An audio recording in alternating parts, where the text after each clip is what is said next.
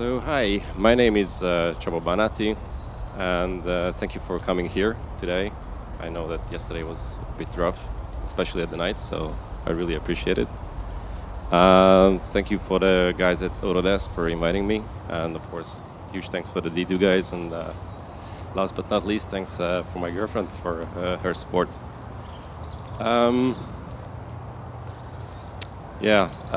Just before we jump into it, I have a couple of disclaimers. First one is that I'm not showing mirror images today, so if you're expecting that, sorry. The other one is that, as you can probably see, I'm super anxious. So if anything goes weird here today on the stage, at least you know why. And the third one is that actually my girlfriend told me that my voice sounds super boring, but that doesn't reflect my mood, so this is me being excited. So, honesty was or has been always really important in my life, and every time I had to make big decisions, I was always honest to myself and honest with the people around me, and it's just for some weird reason it always worked. So I figured maybe I could be honest with you all today as well, and to be honest, I have no idea how I got here to this stage and why I deserve the attention of so many nice people, especially because I don't have a really long history of cool images or even just finished projects. I counted it, and it's over the 6 years, it's just 11 plus 1 project, so it's not really much. And as you can see, it's not even super technical images, so it would be quite ridiculous if I would try to explain you how to do, how to model details, or even how to do proper shaders. So instead of showing off my mediocre skills, I thought to myself maybe I should talk about something that's been really important in the last few years in my life, because as I'm growing up, I was wondering what's the, it's a cliche, but the way to happiness. And if I want to translate it to art, that would mean for me to find my own style, my own voice. Because objectively, you can't really make the perfect image, because there's no such thing as perfect image. There are going to be always people who doesn't like it, and even maybe that person would be you in a couple of years. So I would be really happy if I could have my own style, which I'm comfortable with, and then I could feel like home, basically. So I'm going to talk about a bit the road I'm on right now, because I don't know where it takes me, but I can talk about just where I am right now, and maybe some of the obstacles along the way. So let's start with the beginning, which I consider these 4 images as beginning. This was basically, I think it was, all of these were done in 1 year. And at this point, I wasn't really conscious about using the proper tools to create images and tell stories. I had the story, and I usually just, followed my guts and tried to make a pretty image. So I would start with this one. This is the exception, because this is not a personal project, but somehow this opened some doors for me, mostly internally. I realized how I can basically tell any story I want just for myself, just to have fun and not just to, pay the bills. And this image was done at the very first studio I was working in, and that was Zoa in Hungary back in the days. So at the time they were doing architectural designs as well. I'm not sure if that's still the case, but this is their design, and basically I was given 1 week to do whatever I want with this building, and this was the outcome. We posted online, we got some nice feedbacks, and that gave me some confidence boost, and I straight jumped into this challenge image. It was an image that was created just for this challenge, this Ever Motion challenge. I think the name was Future Homes, if I'm correct. And again, I just had this stupid idea and just tried to make it nice without thinking too much about it. Just have that story. And then this one was purely created just for my own sake, because I was growing up around these social housing blocks, and I have a real emotional connection with them. And also this story of this jumping boy on top is actually an urban legend. Back in elementary school, like everyone was talking about someone who did this jump, but I mean, looking back now, it's kind of ridiculous, because in elementary school doing like a 3 or 4 meters jump, it's ridiculous. But anyway, it had some effects on me, the story. And this one was probably the fastest image of my life. It was created in, I think it was just one afternoon. Again, this was done just for a challenge. It was a design connected challenge, I think the same year. And yeah, all the models were provided, so it was basically just setting up a scene and then doing some shadering stuff. So yeah, looking back at these images, yeah, it's interesting. But also, to be fair, each of these images was done by a different person, and that person was past versions of myself, which, it's questionable sometimes. You don't necessarily agree with that person anymore. You have, or maybe you had different approaches to images and then in life itself.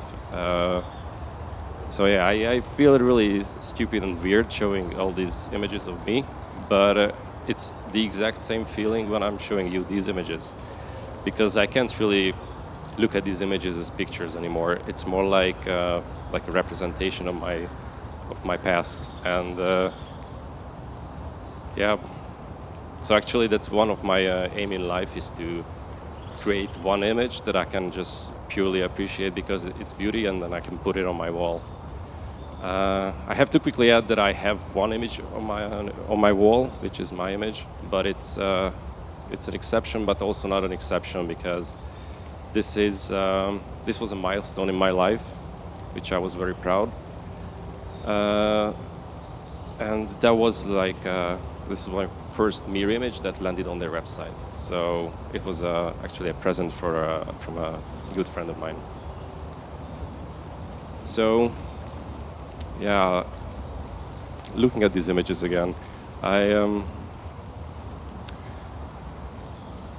when I'm looking at these images, I kind of see myself in it. And at the time when I was creating these images, I liked them. I had to, because I finished it and also posted it, so I guess I was proud of it. So that should mean to me that it has to contain something from my personality, from my past self. And then if I take a list of these attributes or qualities of these images, there's a few I can easily change, but interestingly enough, there's a few that I cannot change, and that's sort of weird, but that's actually the case. And I think it's a bit similar to your face or your body. You can easily change your hair and change your style, but to change your bone structure, that's a whole different ballgame.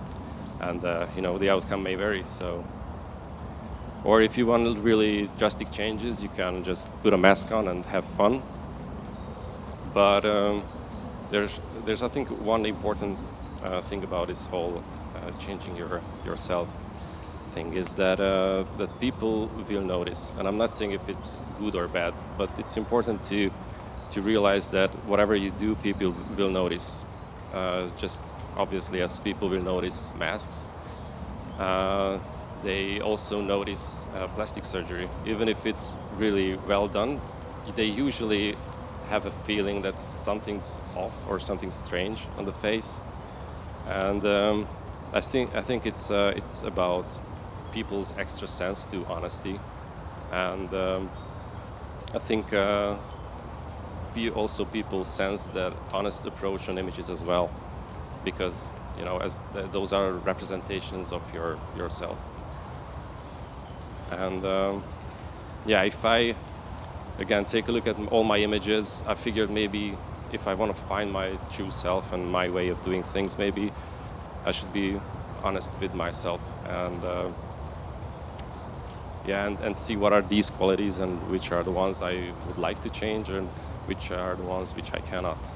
And such qualities is detail. As you can see from the title, it's a huge problem of mine. Because like in real life, in theory, there's no such thing as enough detail. Because the more you zoom in, the more detail reveals itself. So actually, it's just up to us to say in our 3D world that this level is enough for my purposes. So that's a really big problem. Probably everyone knows this saying that the last 10% of your process takes 90% of your time.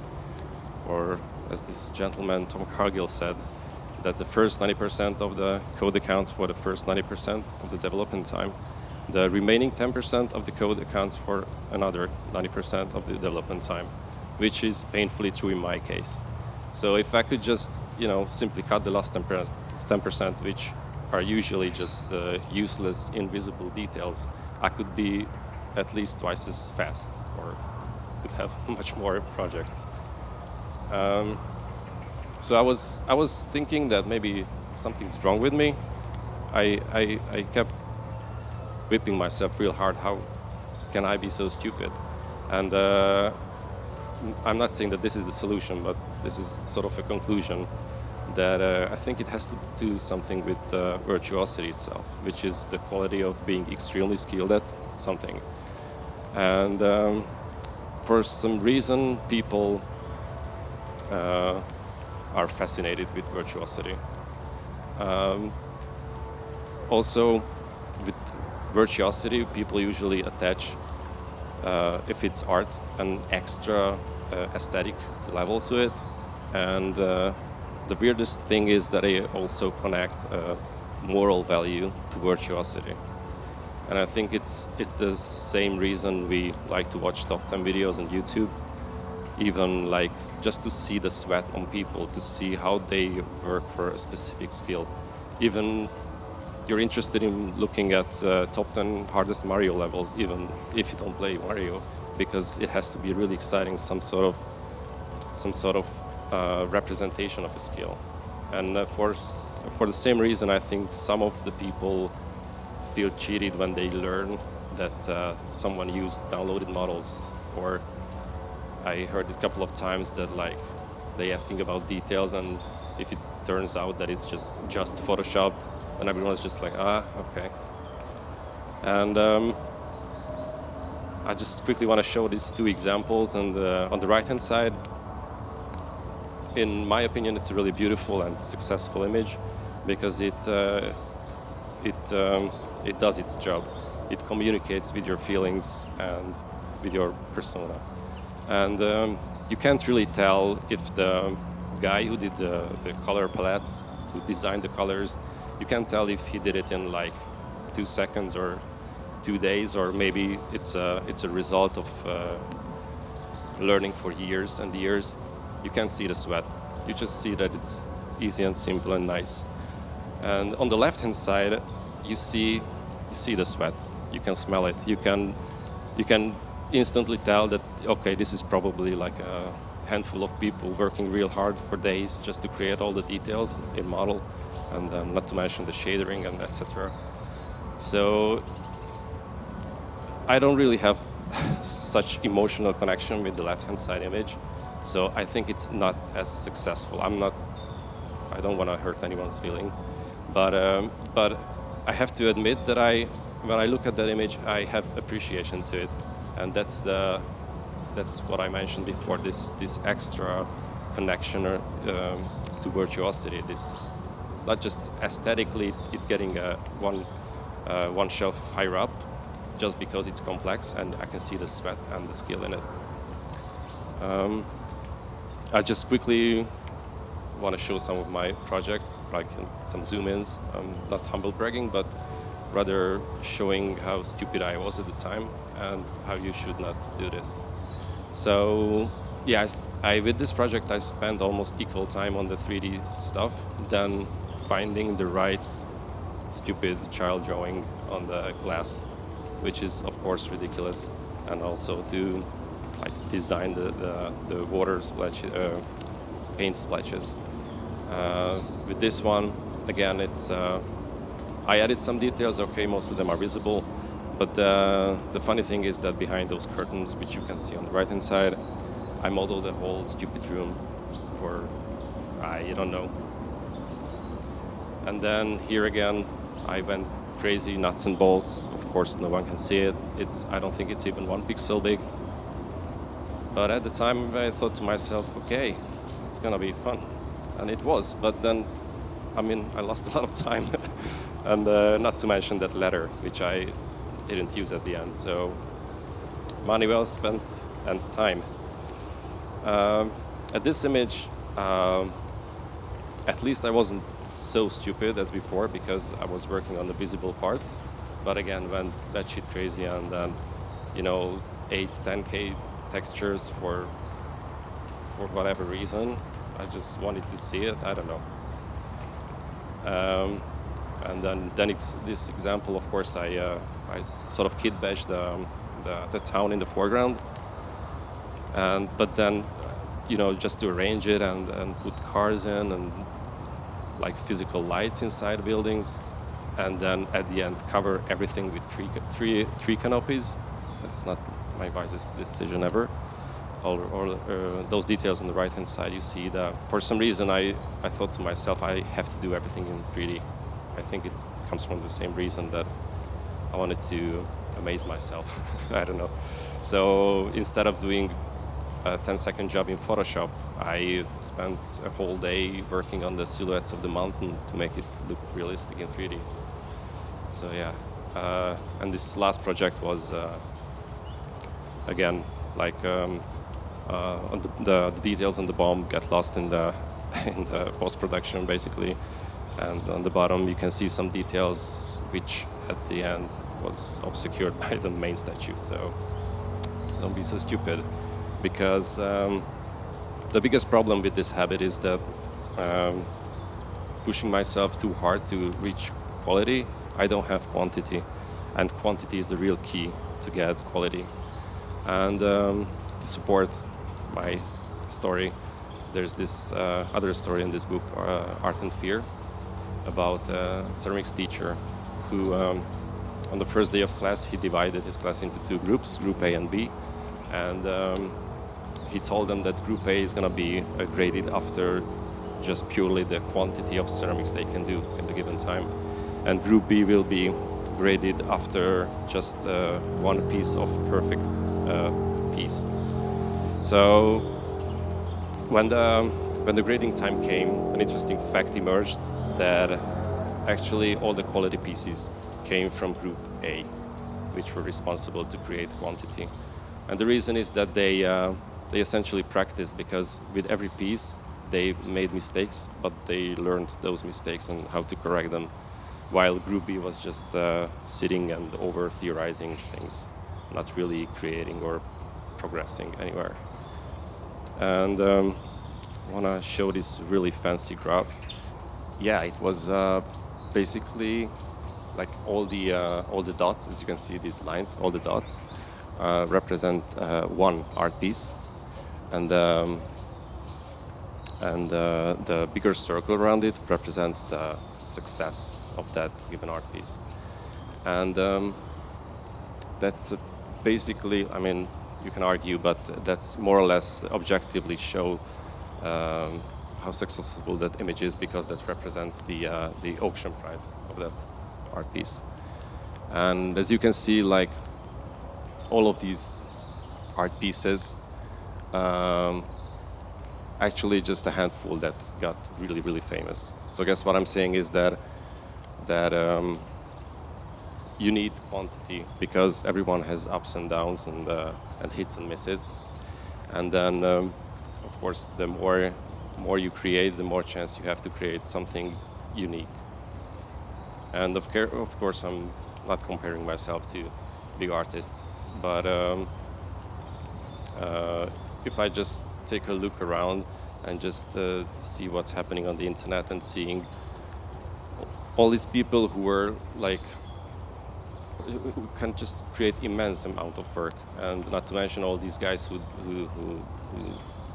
do these everydays, or just on social media everywhere. Everyone is putting out their images like almost weekly or monthly. Like, yeah, it almost looks like it's some sort of sorcery.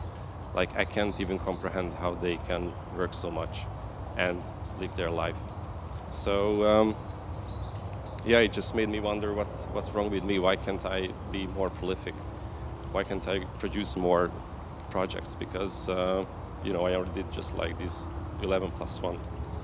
And yeah, it took me quite a while to step back and see the whole picture together and realize that, okay, wait a minute, I actually have a job as well, and I work at MIR. I create images, and over these 6 years I created almost, 200 images, which were done and finished.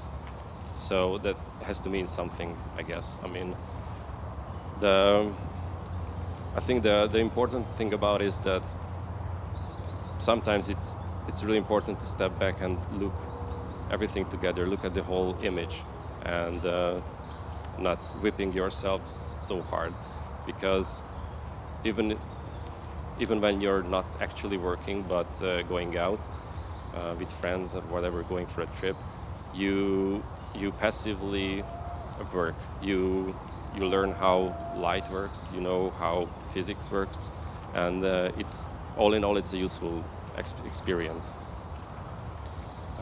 I would like to quickly touch the topic of talent, which, as you can see, I don't really believe in.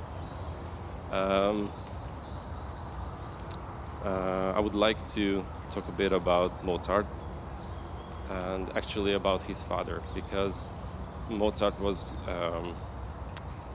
considered, and still is, one of the most talented guy ever.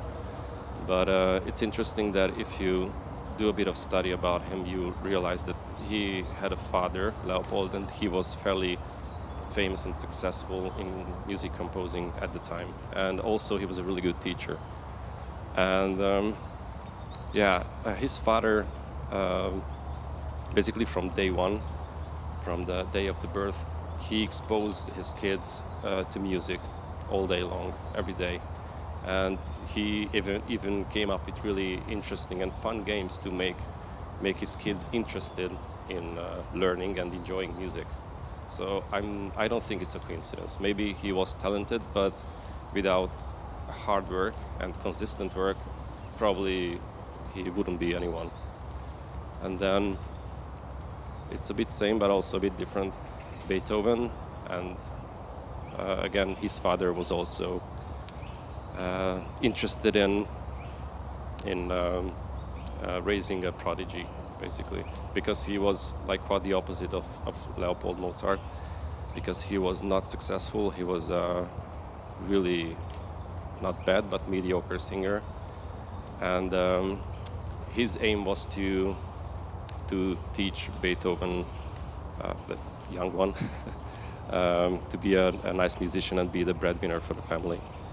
So his methods were really different, because he abused him like really hard. But the thing what I'm trying to say is that with different tools, but he forced to make Beethoven interested in learning music.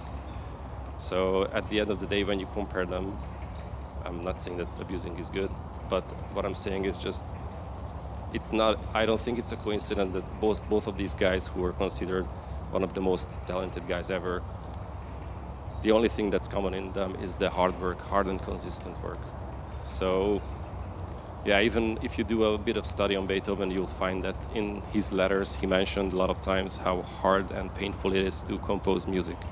He suffered a lot.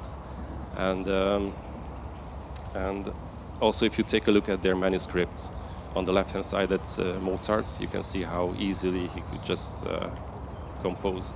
While on the right-hand side, you see the sweat and the hard work what Beethoven put into music, or creating music. Yeah, it's you can really see how his brain almost overworked itself.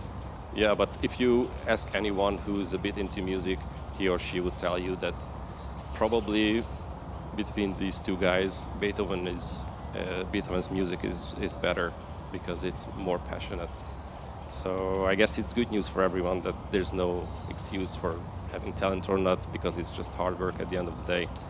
And yeah, with hard work you can even be better than the ones who have talent. Quick topic about music, because I think everyone is listening to music while working. After a few years of working with constantly listening to music, I realized that actually I'm listening to a lot of dark ambient music, and I realized that it really affected my my works and my images. And then I realized that maybe I should turn it around, because every now and then, you need to create blue sky and green grass, and then if you're listening to something really dark and sad, then maybe that's not a good way of doing things. So in the last couple of years, I tried to force myself, and tried not to listen to the music that I want to listen, but I tried to listen to the music that I needed to listen, and it really did the job for me. Like, I can do now green grass and blue sky. And then this last topic is gonna be a bit bigger, but it's about basically how I create my ideas, maybe some insights on some projects. So if I really want to create categories for that, I would do these two categories. And one would be the intuitive one, and the second one would be the conceptualized one. The conceptualized one are pretty simple, because I have an idea which is usually very well established, and then I just produce it. So every time I have an idea, I write it down. I have a list in the cloud, so I can reach wherever I am from. So I can just write anything down, even if it's really stupid or really simple. I just write it down, and then maybe weeks or sometimes years later, when I need an idea for a new project, I just open this file and take a look at these ideas. And if I think that some ideas are still good, then I would consider good enough to work with. So I think it's a really good way to not work on dead-end projects, because a lot of time it happened to me that I had like an awesome idea. I started to work on that right there, and then 2 days later, when I sank a lot of time into it, it turned out that it's a really stupid and shitty idea. So yeah, save yourself some time. About my working method, I also, in the last couple of years, I started to do slow multitasking, which basically means I'm working on 2, 3, 4, 5 projects at the same time simultaneously. The reason I started to do this is because I realized that every time I do a personal project, it is supposed to be about having fun. I realized that maybe 1% is joy and the 99% is just perspiration and brute forcing. I read about this idea and I tried to apply it, and it worked for me. So I have a lot of projects running at the same time, and depending on my mood, if one day I want to do just modeling, I pick the project which is at that stage, so I can modeling but also not wasting my time. And if I want to do like sketching, then I just start a new project. Or if I want to sharpen my video editing skills, then I pick the project which is in the video editing phase. So, and about intuitive ideas, it's much harder to explain, because it's I don't even really know how this works, but it's just like this Pollock image. You look at it, you don't know what it is, but you feel that maybe there's more than meets the eye, and you have feelings, you have questions, you have a lot of things going around in your brain, and then you just want to know the answers. And with these ideas, I usually, without thinking, when I have this really strong gut feeling about it, I just start to work on it. And then while I do the hard work and almost like monotonous, just modeling and creating shaders. That kind of job puts my brain in a passive meditative state, and I can come up with solutions and ideas during the process, basically. So by the time I have the scene or the base of the scene, I have ideas. So the first group of images, these are basically conceptualized ideas. All of these were pretty well laid down. I had like a really strong vision how it should look, and then at the end it was almost exactly the same how I imagined. This first one, I'm not gonna talk about the message of any of my images, because I think it's for me at least it's too personal to talk about. But also I don't think it's really necessary, because I don't think it's necessary to put narrative next to your image. If your image can't communicate well, then you shouldn't do the explanation part. And also, it's up for your interpretations as well. So I'm sharing some of the ideas, the ideas that sparked both of these, or every of these personal projects. So this one, all of them are pretty simple. So don't expect anything like sparky. Here it was just I was visiting a museum and see all these like Munkachi and Rembrandt paintings, and I was just really fascinated with them, and I started to wonder what are the qualities, what's in those images that makes it so painterly, and how the light and shadow works. So I did a bit of study on like paintings, and then I tried to come up with my version. And with every personal project, I also set challenges for myself, because I don't really like doing tutorials just for the sake of learning something. So I prefer learning stuff along the journey, and this way I'm not wasting my time again. I can work on my list of projects, which are quite long now. So with this one, the challenge was to create a cloth, something that's good enough to be on a painting. And then I worked a lot on the model and also on the shaders. So that was the practice part, and also to sharpen my modeling skills a bit more. The next one here is the inspiration is that photo, actually, because that place is quite close to my parents' place, and I used to live there for like 5 or so years, and I've been in that bus stop quite a lot, and especially because there was I think once or twice in every hour just one bus.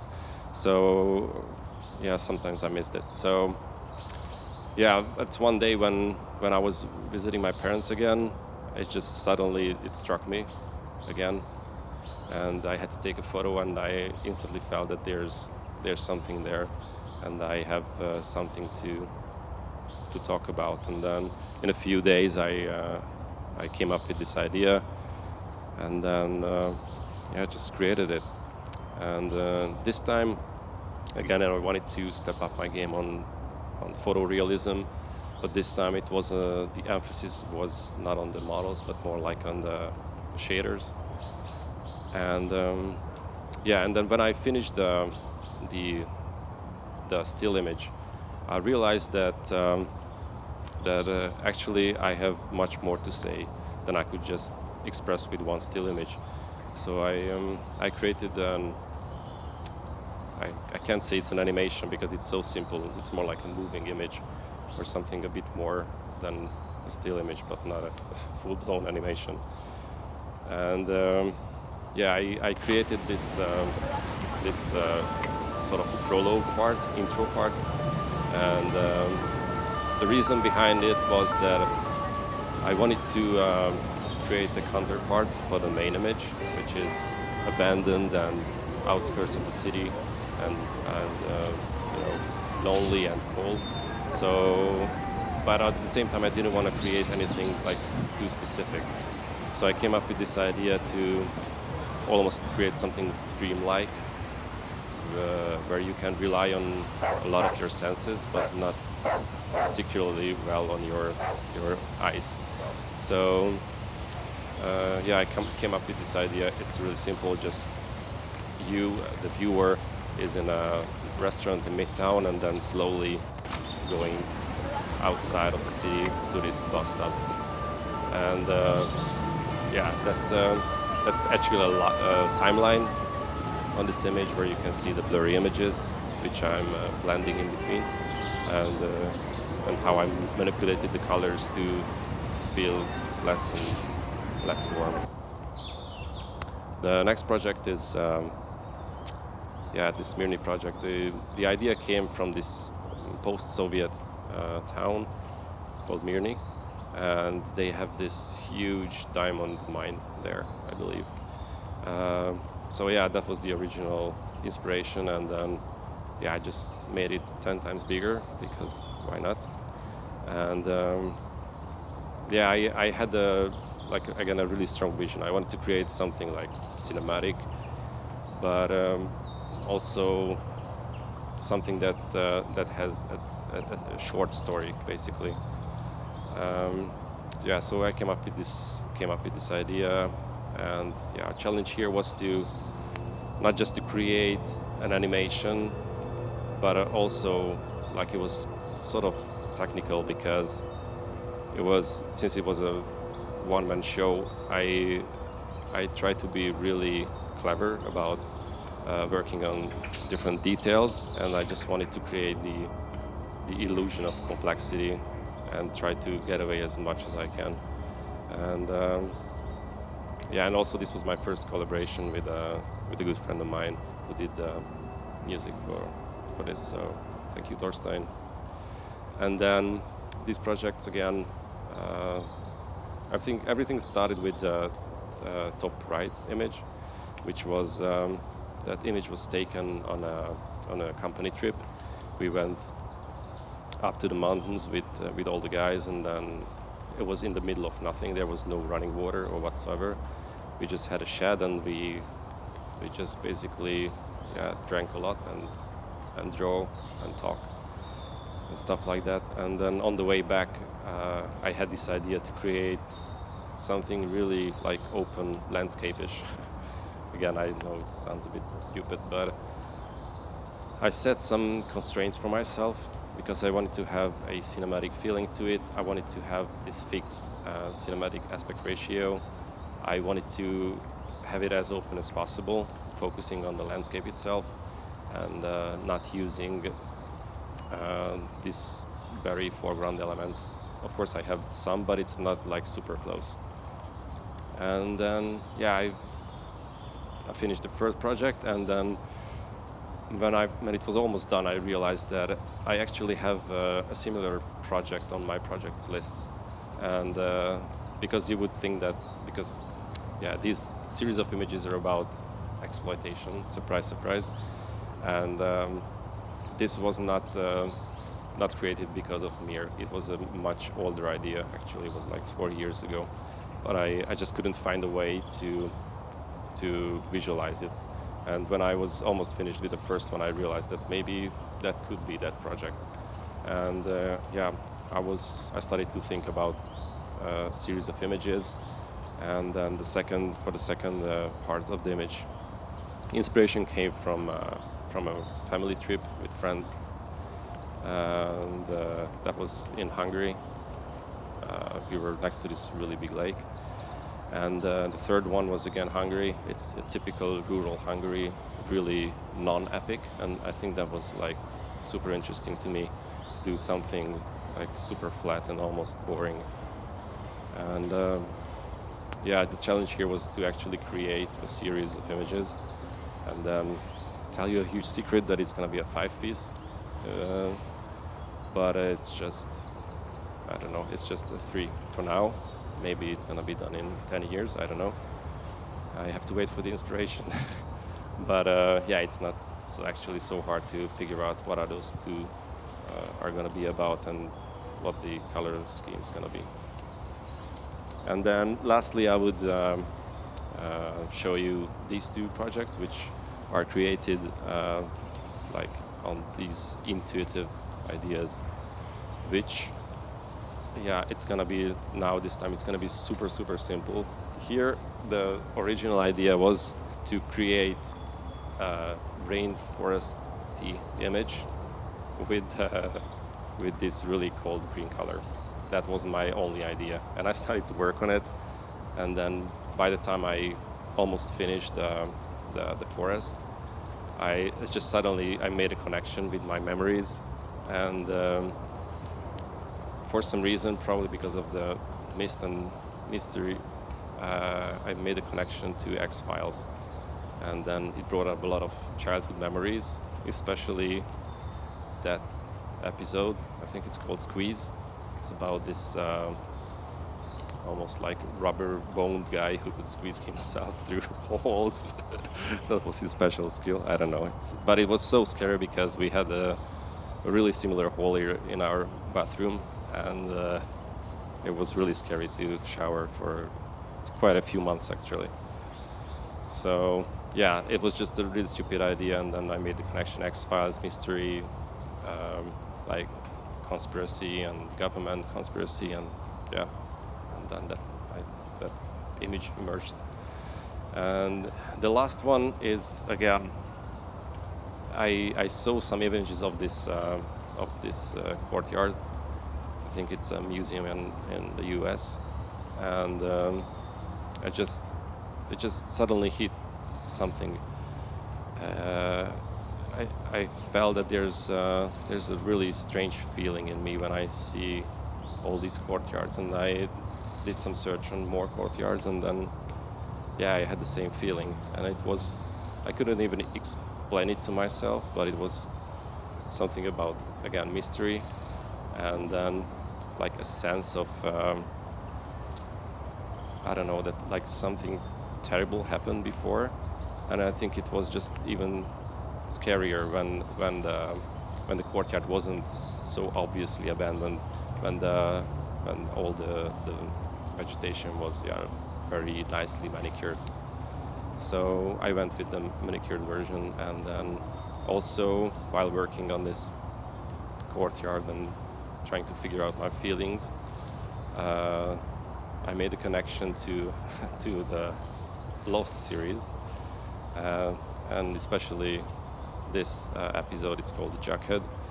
It's like, I don't want to talk about Lost because it's really stupid, and especially this episode because it wasn't really explained, but for some reason the others, this tribe, had to keep this nuclear bomb at bay. And the only reason I made this connection is maybe because of the vegetation or something. I don't know, I can't explain how my mind works, but it was just suddenly it happened. And I remember when I was watching this episode, I thought to myself, how cool it would be if they could just stop the bomb midair for I don't know how, but it's just suddenly this idea was really interesting for me, and basically that inspired the bomb part of that image. And then an interesting fact that when I posted that image with the quote from Kennedy, I actually found that quote after I finished the image, and then it was really fun to see how almost that quote was exactly talking about my image, or like it was a straight interpretation of that quote. And I have a few notes at the end. First one is that while I was talking about these two groups of idea creations, in real life it's a bit more detailed, because even when I'm working on conceptualized ideas, I still like to keep an open mind during the process and see if maybe there's anything interesting happening, and maybe there are some, happy accidents. And then if I find that that's better than my original idea, then I'm not afraid to change. And yeah, I had to cut a shitload out of this presentation because I had too many ideas, and when I practiced it, it was over 2 hours. So I really hope that it still makes some sort of sense to you. Yeah, and then just take it with a grain of salt, because these are just my thoughts, and then it might not work for you, or and I don't guarantee anything. It's just me. And yeah, I think it's really important to, again, see everything, like stepping back a bit and see everything together, like your whole life, because especially because we are all working in creative ways. I think it's super easy to burn out, and then a lot of my good friends suffered quite hard this, and it's really important to not being afraid of stepping back at times, and just go out and have fun. And again, as I mentioned before, you're still learning, and you're still getting more and more creative by just talking to other people or just go for a hike alone. So yeah, I think it's important to keep that in mind. And yeah, this last note is just actually I'm starting a new adventure, and actually that adventure is going to start here, because me and my family live in Norway, and moving here to Vienna, to this beautiful city. So if anyone knows any good beer places or Wiener Schnitzel places, please let me know, because I really like Wiener Schnitzel. So again, huge thanks for the Autodesk guys for bringing me here. Thank you, Bruno.